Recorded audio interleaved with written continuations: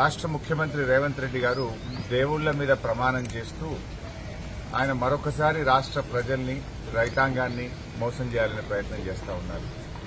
ఎందుకంటే ఎన్నికల ముందు డిసెంబర్ 9వ తేదీనే 2 లక్షల రుణమాఫీ చేస్తామని, 6 గ్యారంటీలు అమలు చేస్తామని బాండ్ పేపర్ల మీద రాసిచ్చి ఈరోజు రాష్ట్ర ప్రజల్ని కాంగ్రెస్ పార్టీ మోసం చేసింది. మోసం చేసింది చాలక మరొకసారి పార్లమెంట్ ఎన్నికల్లో కూడా ప్రజల్ని మోసం చేయాలని ప్రయత్నం చేస్తా ఉంది. ఎందుకంటే ఈరోజు రాష్ట్రంలో ప్రజలు కాంగ్రెస్ పార్టీ మీద, ఆ ప్రభుత్వం మీద నమ్మకాన్ని కోల్పోయారు. 100 రోజుల్లో 6 గ్యారంటీలు అమలు చేస్తామని బాండ్ పేపర్ల మీద రాసిచ్చి ప్రజలకిచ్చిన మాట తప్పింది కాంగ్రెస్ పార్టీ.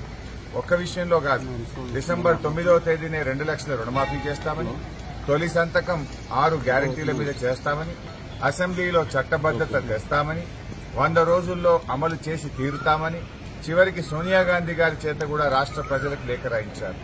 కానీ ఈరోజు మాట తప్పినటువంటి కాంగ్రెస్ ప్రభుత్వం మళ్లీ పార్లమెంట్ ఎన్నికల్లో ప్రజల్ని మోసం చేయడానికి ఇంకేమీ లేక ఈరోజు దేవుణ్ణి కూడా వాడుకుంటున్నటువంటి పరిస్థితి ఉన్నది.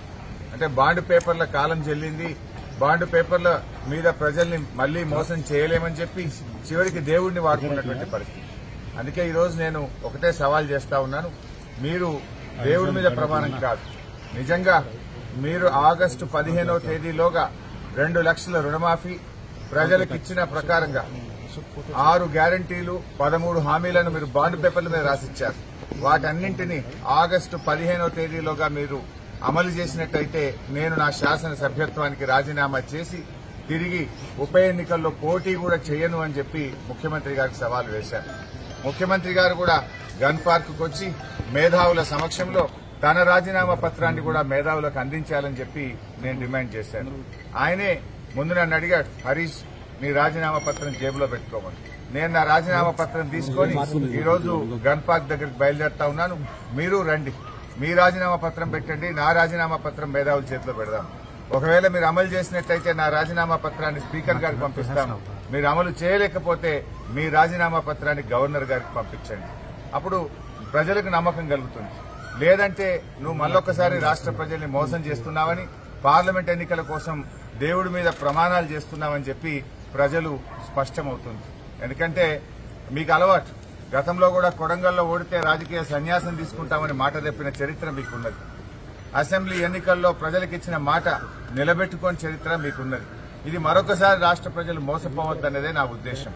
ఎందుకంటే నా పదవి కంటే నిజంగా నువ్వు చేయాలని నేను కోరుకుంటున్నా, అమలు జరగాలనే నేను కోరుకుంటున్నా, ప్రజలకు మేలు జరగాలనే నేను కోరుకుంటున్నా. 5 ఏళ్ల నా ఎమ్మెల్యే పదవి కంటే ఈ రాష్ట్రంలోని కోట్ల మంది ప్రజలకు రుణమాఫీ జరగడం, అక్కా చెల్లెళ్లకు 2,500 రూపాయలు మహాలక్ష్మి కింద అందడం, 42 లక్షల మంది ఆసరా పెన్షన్దారులకు డిసెంబర్లోనే 4,000 రూపాయల పెన్షన్ ఇస్తాను నువ్వు చెప్పావు. ఆ 4,000 రూపాయల పెన్షన్ అందితే అంతకంటే నాకు సంతోషం ఉండదు. ఎమ్మెల్యే పదవి కంటే కూడా రాష్ట్ర ప్రజలకు మేలు జరగడంలోనే నాకు ఆనందం ఉంది, నాకు సంతోషం ఉంది. ఇలా ప్రతిపక్షంగా మా బాధ్యతనే మిమ్మల్ని అడగడం, కానీ ఇలా మీరేందంటే ప్రతీకార చర్యలకు పాల్పడతా ఉన్నారు. ప్రశ్నిస్తే ప్రతీకార చర్యలకు దిగుతా ఉన్నారు, అక్రమ కేసులు పెడతా ఉన్నారు, ప్రతిపక్షం అనేది లేకుండా చేయాలని చూస్తా ఉన్నారు. ఇలా రాష్ట్ర ప్రజలు మిమ్మల్ని అమలు చేయమని అధికార బాధ్యత మీకిచ్చారు. మీరు అమలు చేయకపోతే ప్రశ్నించమని ప్రతిపక్ష బాధ్యత మాకిచ్చారు.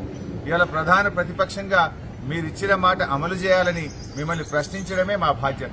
మేము ఒకవేళ ప్రశ్నించకపోతే రాష్ట్ర ప్రజలు మాకిచ్చిన బాధ్యతను మేము నిర్వర్తించని వాళ్ళం అవుతాం, మేము ఫెయిల్ అయిన వాళ్ళం అవుతాం. అందుకే ఇవాళ రాష్ట్ర ప్రజల కోసం, రాష్ట్రంలో మరి బడుగు బలహీన వర్గాల కోసం, పేదల కోసం, మహిళల కోసం, రైతుల కోసం నేను రాజీనామాకు సిద్దపడ్డా.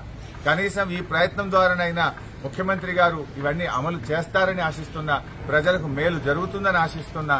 మరి నేను ఈరోజు ముఖ్యమంత్రి గారిని కూడా గన్ పార్క్ దగ్గరికి వచ్చి తన నిజాయితీ రుజువు చేసుకోవాలని